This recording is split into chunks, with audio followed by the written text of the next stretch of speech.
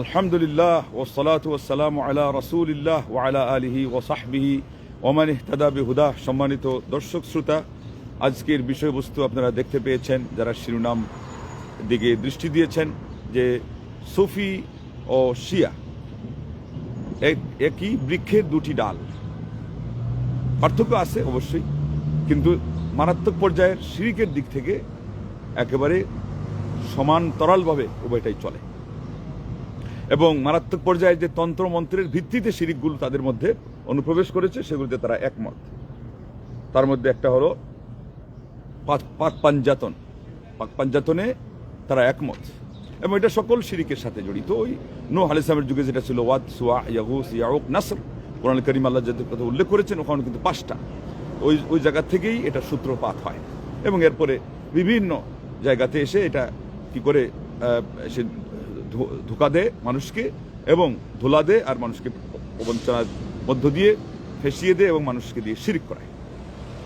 আজকে আপনাদের সামনে কিছু উদাহরণ পেশ করা হবে এবং কিছু ব্যক্তিদের পরিচয় তুলে ধরা হবে, যাতে আপনারা বুঝতে পারেন যে এরা ওই জগতের লোক। একজন মৌলবী পরিচিতির নাম দিয়ে খুব চিটাঙ্গে এবং এখানে বেশি, ওই দেখেন ওখানে মাইজ ভান্ডারি সহ আরো বড় বড় জায়গাগুলো আছে, সিলেটেও আছে, কিন্তু ওর পাশাপাশি শিয়াদের যেই উপদ্রবটা, এটা সিলেটে ততটা আমি দেখি নাই, এখন জানি না, বহুদিন যাবৎ দেশে নেই অতটুকু। কিন্তু চিটাঙ্গের অবস্থা দেখেন আপনারা, গতদিনের ইয়েতে আপনারা ভাষাতে শুনেছেন যে এটা হলো তাদের ভাষা। এবং আজকে যিনি তার সেই ইয়ের থেকে আইডি থেকে একটা পোস্ট দিয়েছিলেন, এর ভিত্তিতে এটাকে সূত্র করে আরো কিছু তথ্য এখানে উদ্ঘাটন করা হয়েছে, যেগুলোতে আপনারা বুঝতে পারবেন যে তারা কিভাবে শিরক করে এবং কত তারা গুস্তাখ। বলছে মোহাম্মদের আসনে মৌলাই কেবল একাকার হতে পারেন। মোহাম্মদের মানে তার স্বাস্থ্য ভাই আর কি, মোহাম্মদ। অথচ কি কোনটা বোঝাচ্ছে? আমার আপনার প্রিয় নবী, সারা জাহানের শ্রেষ্ঠ নবী মোহাম্মদ আরবি সালাওয়াতু রাব্বি ওয়া সালামুহু ওয়া বারাকাতুহু আলাইহি বলতেছে মোহাম্মদের। আর ওখানে সম্মান কি? মৌলা কাকে বলে জানেন? আলী, তাদের হলো মৌলা আলী। এবং এটা হলো শিয়াদের থেকে নেওয়া হাদিস আসছে। হাদিস যেটা বোঝানো হচ্ছে, তারা তো সেটা অন্যটা বুঝে। শিয়ারা মৌলা বলে এবং অলি বলে, তারপর হজ্জাতুল্লাহ বলে। এখন আর আমাদের এরা কি বলতেছে? সুফিরা মৌলা আলী বলতেছে।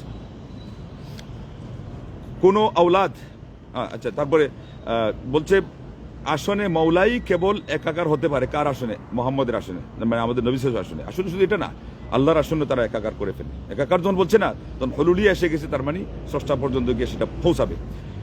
কোনো আওলাদ নয়। এই তারা আরেকটা পরিভাষা বের করছে, মৌলার বিপরীতে যারা, এরা সবাই হলেন আওলাদ। এখন সেখানে গিয়ে আবু বকর সিদ্দিকও শামিল। আবু বকর সিদ্দিক আওলাদ। তাইলে এখন আল্লাহ নবী সাল্লাল্লাহু আলাইহি ওয়াসাল্লামের আসনে দেখেন কোন দিকে নিয়ে যাচ্ছে। এবং শিয়াদের সাথে কি মিল? শিয়ারা কি বলে? তাদের মূল ইয়েটা সূত্রপাত কোথা থেকে? তাদের পথভ্রষ্টতার গুমরাহির। আবু বকর সিদ্দিককে সেখানে আঘাত হানে ওমর খাত্তাবকে, যে তারা এই খেলাফতের অধিকারী না ছিলেন কে? আলী রাদিয়াল্লাহু তাআলা। তারা অন্যভাবে বলতেছে, কিন্তু বলতেছে এই জায়গার অধিকারী কেবল হলেন মৌলা হবেন, আওলাদ না। আওলাদের মধ্যে মৌলা ছাড়া সবাই, তার মানে আবু বকর সিদ্দিক থেকে নিয়ে সকল উম্মত। এই জন্য তারা এটা কেচি আটছে, কেচি দিয়ে কাটার একটা ব্যবস্থা করছে, নিজের এটা বানাইছে। তাদের দাওপুলাল ওইটাকে আপনার ইয়ে দিয়ে ওই হাফরের মধ্যে নিয়ে পিঠায়া। প্রেমের রাজ্যে একমাত্র হুকুমের মালিক মাওলা। এখন এদের আবার আরেকটা অজুহাত হলো প্রেম। শিয়াদের হলো আলে বাইত, মানে আলে বাইতের মোহাব্বত। ওখানে বলছে যে কুল্লা আসআলুকুম আলাইহি আজরা ইল্লাল মাওয়াদ্দাতা ফিল কুরবা। নবী বলছেন যে, নবীকে আল্লাহ বলছেন, তুমি বলো যে আমি তোমাদের কাছে কোনো বদলা চাই না, কিন্তু আমার যে জ্ঞাতিবন্ধন তার ভিত্তিতে মহব্বত চাই, ভালোবাসা। তো এটা তো আল্লাহ বললেন। নবী সাল্লাল্লাহু আলাইহি ওয়াসাল্লামের ভালোবাসার কথা তিনি তাদের কাছে পেশ করতেছেন, যে আমি তোমাদের রক্তের সম্পর্কী হওয়ার কারণে অন্তত আমাকে তোমরা এইভাবে করে উপেক্ষা কম করো, গালমন্দ কম করো, আমার দাওয়াতটা গ্রহণ না করো, একটু বিবেচনা নাও। এইটা হলো উদ্দেশ্য। তারা এটাকে নিয়ে গেছে আলুল বাইতের মহব্বতে।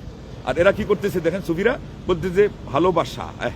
ভালোবাসার নাম দিলে তো কি হয়ে যাবে? প্রেমের রাজ্য। তাও ভালোবাসা তো একটা মোটামুটি স্বাভাবিক শব্দ। প্রেমের রাজ্য হলো নোংরা জগতের ওইটা পরিভাষা, তারা ওইটা বলতেছে। এখানে আর কারো হুকুম অচল, শুধুমাত্র মৌলা, মানে মৌলা আলীরটা চলবে। এরা এরা এরা নাকি বলে সুন্নি, কিন্তু এদের কোথায় গিয়ে দেখেন রসুনের গোটা আটকা পড়ছে ওই শিয়াদের ওই জায়গাতে, মৌলা আলীর ওখানে। এরপরে আবার দেখেন মৌলা ভজনীয়, লা হাওলা ওয়ালা কুওয়াতা ইল্লা বিল্লাহ। আমরা তো ওই যে আবুল সরকার আর তাবুল সরকার, এদেরকে আমরা বুঝতাম যে এরা ওই ভজন, গরু ভজরে অমন গরু ভজনা, গরুবীর মুক্তি পাবা না। লা হাওলা ওয়ালা কুওয়াতা ইল্লা বিল্লাহ। গুরু নামে আছে সুধা, যেজন গুরু সেই তো খুদা, অমন গরু ভজো না, হ্যাঁ, গরু বিনে মুক্তি পাওয়া না। লা হাওলা ওয়ালা কুওয়াতা ইল্লা বিল্লাহ। এখন বলতেছে মৌলা ভজনীয়, এই যে মৌলা আলী ভজনীয়, তারা ইবাদত বুঝায়, তিনি ইবাদত। আর আওলাদ পূজনীয়, পূজনীয় দিয়ে আবার বোঝায় না যে তারা পূজা পাবে, বলছে তারা পূজাকারী, পূজা দেবে। এরপরে ব্যাখ্যাতে আসছে মৌলার ভজন বিনা শর্তে, আর আওলাদের পূজা শর্ত সাপেক্ষ। মৌলার ভজন এটা তার কোনো দলিল প্রমাণ লাগবে না। আর মৌলা হলেন আলী, অতএব তাকে ভজন করতে হবে, ইবাদত করতে হবে, তার পূজা পরবশ করতে হবে। আর এই এরা যখন বলবে যে আমরা যে তাকে এই পূজা করবো, এর দলিল কি বলছে, ওটা কোনো দলিল লাগবে না। তবে শর্ত আছে। শর্ত কি? যে যদি মৌলা পাইতে হয় তাইলে তোমাদের কি করতে হবে, তাকে ভজতে হবে। আল্লাহ। কারণ কি? আওলাদ ও মাওলার গুলাম। ওই যে হাদিস, আওলাদ ও মাওলার গুলাম, এটাই দলিল। তাইলে আওলাদ মানি হলো মাওলার গুলাম। এখন যে পর্যায়ের আওলাদ হোক না কেন, অতএব গুলামি করতে হবে। এগুলো দলিল। এবং এরপরে আসেন এখানে আইম্মাতুল কুফরের মধ্যে, এই যে কুফরি দেশে চলছে, এর মধ্যে প্রধান কে এবং কে ভূমিকা রাখছে, তাও শব্দাবরণে। সে বলতেছে না যে আমি অমুক, আমি তমুক, সে বলতেছে আমি একজন সাহিত্যিক, আমি লেখক। আপনারাও তাকে এইভাবে বলেন, দেখবেন তার নাম করে আসতেছে। এরপরে বলছে মানে এগুলো হলো প্রেম কাহিনীর মধ্যে একটা বলতো, দুঃখ দিয়ে সুখ নিও, বলতেছে নিয়ে নাও, আমার এই সুখের দরকার নাই, দুঃখ দাও, সমস্যা নাই। রাখিও চরণ সেবায়, তোমার পদতলে সেবা করতে আমাকে বরণ করে নিও, আমাকে বিতাড়িত করে দিও না, আমাকে মাহরুম করো না। কত অনুরোধ বিনুরোধ করে গোলামির, গায়রুল্লাহর গোলামি সে মেনে নিচ্ছে, এবং শিরিকের কথা সে কি করছে, সে তার কাছে অনুরোধ জানাচ্ছে। লা হাওলা ওয়ালা কুওয়াতা ইল্লা বিল্লাহ।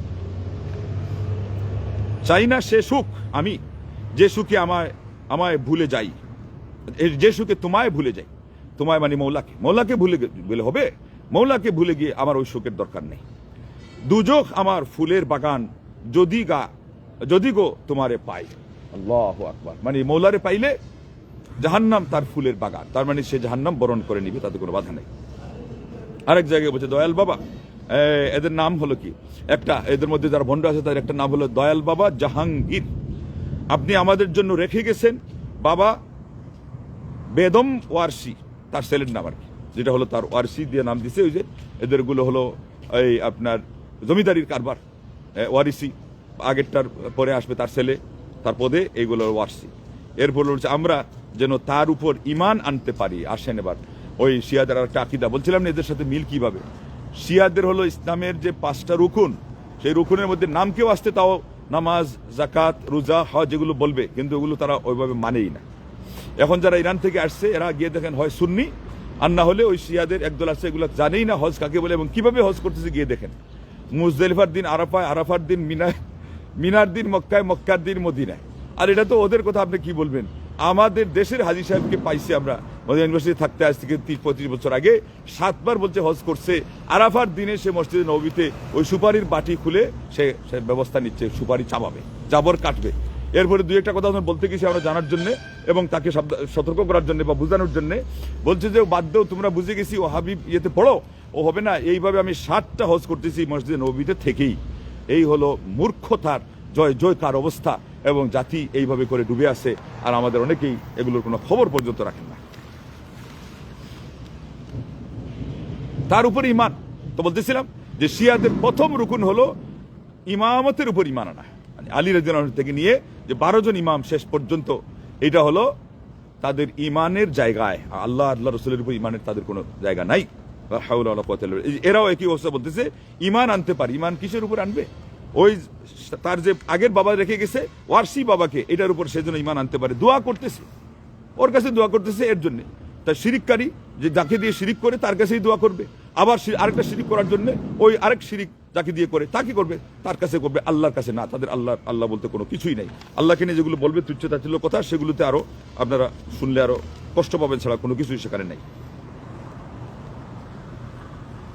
পীর ও মুর্শিদ চেরাগে জান শরীফ, কালন্দার ডাক্তার বাবা জাহাঙ্গীর বা ইমান আল সুরেশ্বরী, ওই দেখেন এদের একটা নাম রাখতে গিয়ে জাহাঙ্গীর বাবা, কিন্তু এটার নাম আর একটা দিয়ে বা দিচ্ছে, মানে এটার নাম ওইটাও হতে পারে।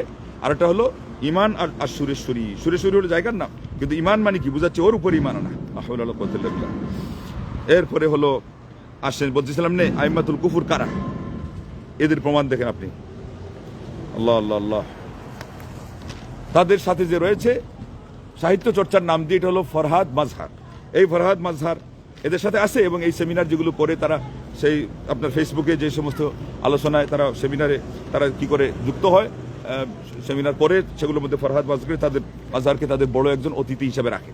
এই ফরহাদ সেই মাজহার যে বলছে, প্রভু আমি সৃষ্টি থেকে স্রষ্টাকে আলাদা করতে পারি না, সেটি মোর দোষ। আমি ঘুর পত্তলিক, আমি কালো পাথর পূজারী, সেজদা করি অগ্নি, বৃক্ষ, পশু ও মুর্শিদ সেজদা করে, আল্লাহ সেজদা করি। আর কালো পাথর পূজারী বলে আবার মুসলমানদেরকে ঠেলা দিচ্ছে, খোসা দিচ্ছে যে তোমরাও তো হজর আসওয়াদকে বামে রেখে তওয়াফ করো, তো আমরা বামে রেখে তওয়াফ করি, তাকে তো আমরা পূজা দেই না। এখন সে ওইটাকে দিয়ে তারটা দলিল নিয়ে নিচ্ছে, আর ওইদিকে খোসাও দিচ্ছে। এরপরে বলছে, তুমি মানুষের কোন কালে সেই তৌফিক দিয়েছো কি? তুমি মানুষের কোন কালে সেই তৌফিক দিয়েছো কি? দেও নাই।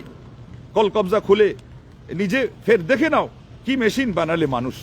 আল্লাহকে দোষারোপ করতেছে এবং প্রশ্ন করতেছে, তুমি কল কবজা খুলে আবার দেখে নাও, মানে মানুষের অন্তরে কি আছে এখন আল্লাহ এগুলো দেখতেছেন না, এগুলো ঢাকা পড়ে গেছে ওই তাদের যে বডির কারণে। এখন সে আল্লাহকে নির্দেশ দিচ্ছে, কল কবজা খুলে আল্লাহ দেখে নেক। তার মানে মানুষের মধ্যে আল্লাহর মধ্যে আর মাখলুকের মধ্যে পার্থক্য করার নাকি শক্তি আল্লাহ দেন নাই। আসল ঘটনা হলো কি, আল্লাহ দিয়েছেন, আল্লাহ আমাদের অন্তর দিয়েছেন, বিবেক দিয়েছেন, এবং নিন্দা করেছেন যাদেরকে অন্তর দেওয়া হলো চিন্তা করে না, চোখ দেওয়া হলো দেখে না, কান দেওয়া হলো তারা সেটা দিয়ে শুনে না, মানে শিক্ষামূলক জিনিস, এগুলোর ক্ষেত্রে আল্লাহ নিন্দা করেছেন। এবং শেখুল ইসলাম ইবনে তাইমিয়া রাহিমাহুল্লাহ বলছেন, আল্লাহ রাব্বুল আলামিন আমাদেরকে লাইট দিয়েছেন, লাইটের সামনে আলো দিয়েছেন।